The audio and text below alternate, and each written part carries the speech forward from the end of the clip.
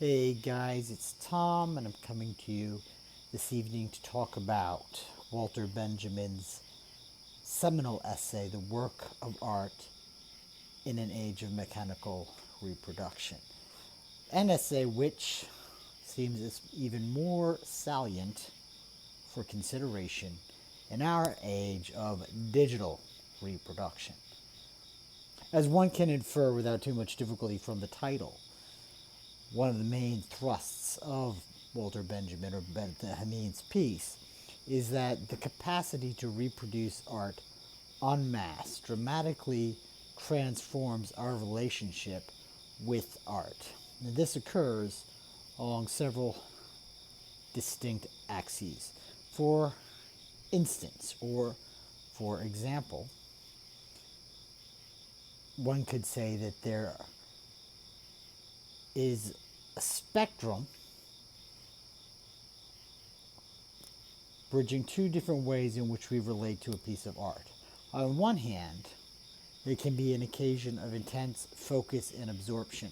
Thus, the sort of folk story of the painter who, once having completed his landscape, can actually walk into it.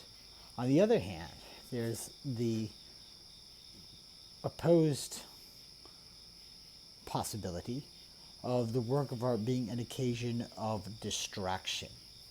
Historically, in part because Benjamin argues the almost coeval emergence of art with the sphere of religiosity. Historically, it is the former mode, a mode of concentration, which was how people generally entered into the sphere of the aesthetic, related with the sphere of the aesthetic. An interesting exception to that is in the sphere of architecture, where the effect of the building upon the individual occurred more obviously, ironically enough, when the people or the person was in a state of perhaps not distraction, but less than total attention to the happenstance of the structure. And so the manner in which inhabiting and moving through that structure affects their actions, their decisions, their behavior is almost through the cultivation of habit. It becomes sort of subliminal. And in this alternate way and affect still obtains for any genre of art. There be a song, a painting, and so on, right? But architecture historically threw that into sharp relief. However, Benjamin argues, we have now a new genre where it takes pride of place. For him, it was the film. And the film, rather than we entering into it, we almost invite the film into ourselves. We sort of absorb the film instead of being absorbed into it. So there is that inversion, which is tied up with this spectrum of focus versus distraction. Another thing happens, though, with film that reflects another transformation which occurs with the capacity to produce art en masse. And that is, we are aware that the film is made to be performed to a public, to a mass audience. Whereas a painting was to be viewed by an individual, right? So, or a small group of individuals. So there is a transformation in how art is, when it is conceived, is disposed towards the audience. Instead of being an object that is inviting a relationship with one person or a group of individuals as they are as a person or as individuals, we now have a kind of art which relates to people as members of a public. That is, people no longer as individuals with idiosyncratic histories, personalities, orientations, but people as representative of a mass, of a type, of a specimen.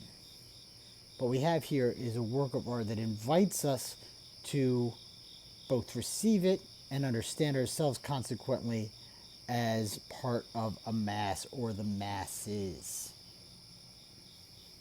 There's a kind of dangerous possibility politically which goes along with this shift. And that is art suddenly becomes, in a new way, a very powerful tool of fascism. Because it can engender in the public the impression that they are being given a voice, that they are being represented by a leader or a leadership or an organization. When in fact what is happening is that this is merely an illusion which is foisted upon that public to distract or conceal from a set of operations, a set of power commitments that are fundamentally at odds, that are fundamentally disserve that same public. Because when you remove yourself from the impression that you are just part of a collective, when you become alive to what it is to be an individual with other individuals and unique relationships and orientations. And mind you, I don't mean this to endorse an atomic individualism, because as part of being a social individual, your identity is connected with other people in your environment, right? To recall some notions from existentialism, there is a Mitwelt, a world of being with others that is fundamental to understanding our own most self or identity, right? But what is important is that this notion of being just part of a public actually compromises our relationship with the Mitwelt, with our capacity for sociality. Because now we're working in terms of a sort of cookie cutter sense of identity and protocol as to how we are to interact with other people as we encounter them in our everyday lives, but even at second and third and fourth hand. Because what happens is we gain distance from what's right in front of us physically, as we gain the sort of convenience of distance, it becomes easier and easier to lean on the prop of abstraction to justify what can be actually actively violent, or at least disturbingly indifferent courses of action and orientation toward other people, other human beings, other creatures, to our environment at large, right? So, to sort of draw back to the essay, but I mean, what happens with film and the reproduction of art for reception en masse is an invitation for people to become displaced from their life and live in terms of abstraction. This becomes more sort of radically evident as I come. Now, he's writing in the 30s and 40s, but what really draws the relevance of this analysis into sharp relief, it occurs to me as I'm speaking, is the phenomenon that we deal with now of reality television, which radicalizes this presentation of the mass, right? So these people on these shows portray a particular sort of anthropology. And whereas on one level it's amusing, right, to mock them for the there are obvious moral deficiencies and mediocrities and so forth. On another level, by receiving this media as a kind of distraction, we are almost allowing it into our being as a sense of who and what we are. And obviously, both we and both the individuals on such programming are far better than what such programming displays. But we lose sight of that. We become attached to these images of mediocrity, and this in turn makes us amenable to compliance before political situations that are frankly disastrous. Now, the word fascism is thrown around a great deal. I try to resist the tendency to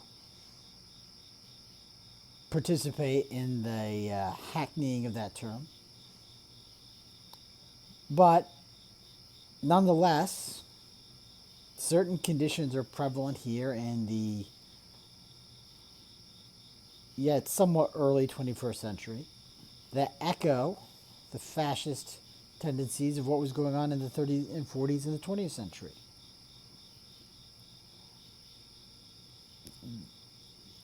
A set of reactionary, xenophobic politics that enshrine a particular conception of how we should relate to property and each other that is divisive and acrimonious and potentially catalyzing, if not outrightly causing, violence, whether in domestic or global terms.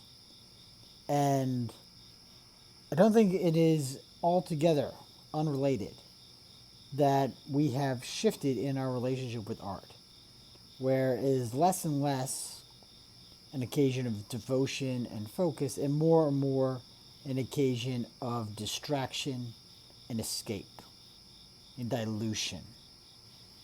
And we don't want to throw the baby out with the bathwater.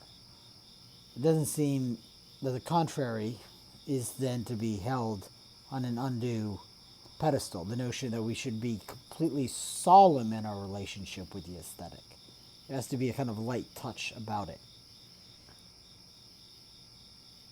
But where Benjamin concludes his essay is in the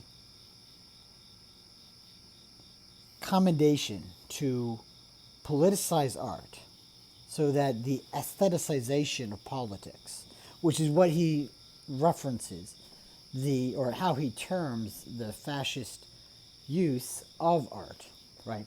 To counter that, we need to politicize our art. What does it mean to politicize art? It means to enter into art with the sense that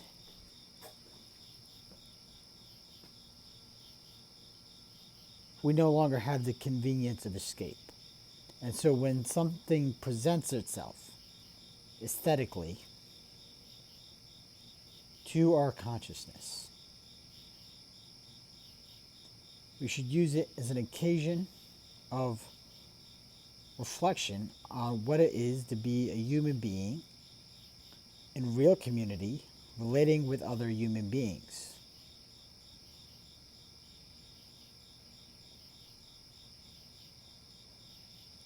Because what does it mean to be political authentically? You know, to be political authentically is to enter into community, which involves, to use loosely a phrase of Levinas, the infinite demand of the other. Entering into authentic community means taking other people seriously. And what that commitment in turn necessitates is an encounter with difference and the challenge of difficult conversation. The distracting aestheticization of politics, which is more constant with fascism, wants to tell us that we can find a community which is utterly homogenous, and that is the great lie. Okay, there is no homogeneity. There is no easy community, and that's all right. It's all right. In fact, it's absolutely exciting because we as human beings, you as a human being, have a greatness, a boundlessness within yourself to really be able to navigate that difficulty. In fact, I would say that it's exactly in those moments of engagement and difficulty that we have the most promising opportunities for fulfillment and greatness. And art, once we sort of can renovate our relationship with it and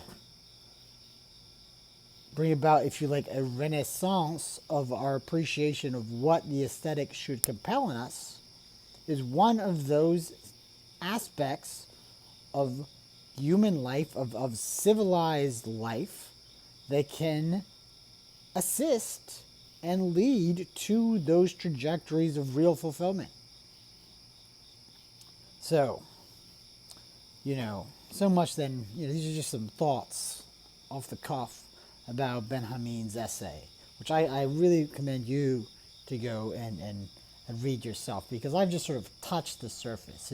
His actual explicit analysis of film is I think, just absolutely cunning, absolutely acute and prescient, how it introduces us to a kind of new subconscious optics.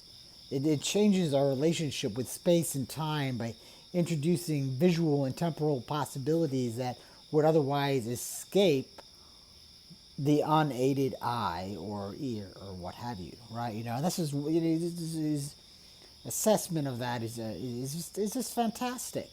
And also, what differentiates filmic presentation from stage theatrical presentation, the sort of manner in which film is composed almost after a fashion of loose bricolage, that it manipulates discontinuity, creates this sense of alienation for the actor and for the audience, which happens in a way that is absent from theater, distinguishing film as qualitatively a distinct kind of media. And there's all sorts of other really juicy stuff in that essay that I haven't even touched on yet.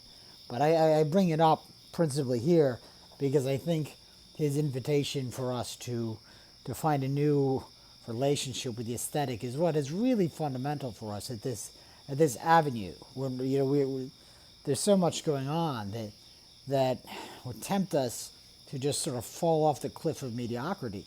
We need to walk back from that cliff and reclaim an excellence that brings us to the next episode of whatever this great adventure is, which is history. So I'll leave it there. This is Tom. Hi, everybody. And hopefully these thoughts have been stimulating at least, and hopefully valuable to you. But thank you at all events for listening, and I'll talk to you guys again soon. Ciao for now.